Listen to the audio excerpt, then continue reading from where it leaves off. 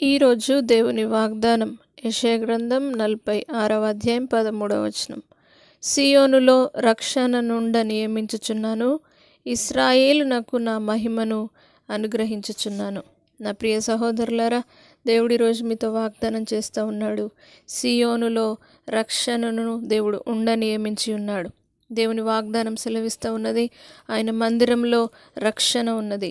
ఆయన మందిరంలోనికి వచ్చినప్పుడు మీరు రక్షింపబడతారు అని దేవుడు సెలవిస్తూ, దేవుడు చెప్పిన వాగ్దానం ఏంటంటే, తప్పకుండా ఆయన రక్షణ ప్రతి ఒక్కరి జీవితంలో దేవుడు లభింపజేస్తాడు. అదేవిధంగా ఇశ్రాయేలునకు నా మహిమను అనుగ్రహించినట్టుగానే దేవుడు తన మహిమను సియోన్లోనికి వచ్చిన వారికి అనుగ్రహిస్తానని దేవుడు సెలవిస్తూ ఉన్నాడు. కాబట్టి ఆయన మహిమలోనికి మీరందరూ ప్రవేశించాలంటే ఇక్కడనే దేవుని సన్నిధికి రావాలి. ఆయన మందిరానికి వచ్చి ఆయన సన్నిధిలో ఆరాధించాలి.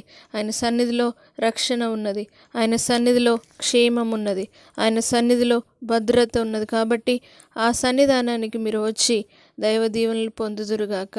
దేవుని సన్నిధిలో ఆరాధిస్తున్నప్పుడు పరిశుద్ధాత్మ శక్తిని బట్టి గొప్ప అద్భుతాలు దేవుడు మీ జీవితంలో జరిగిస్తాడు. కాబట్టి మందిరంలోనికి వచ్చి రక్షణ పొందండి.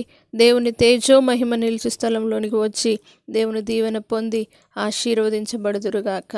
ప్రార్థన. పరిశుద్ధుడా, నమ్మదగిన దేవ, నీ తేజో మహిమ నిలిచి స్థలం గురించి దేవ ప్రతి ఒక్కరూ నాయన నీకు వందనాలు.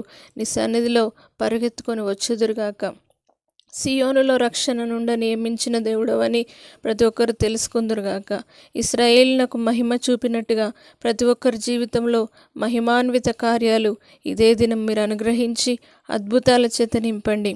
ఎవరైతే దుఃఖముతో ఉన్నారో, దుఃఖముతో సమస్యలతో నీ మందిరానికి వస్తున్నారో, సంతోషంగా దేవా వారు తిరిగి వెళ్ళుటకు సహాయం చేయండి.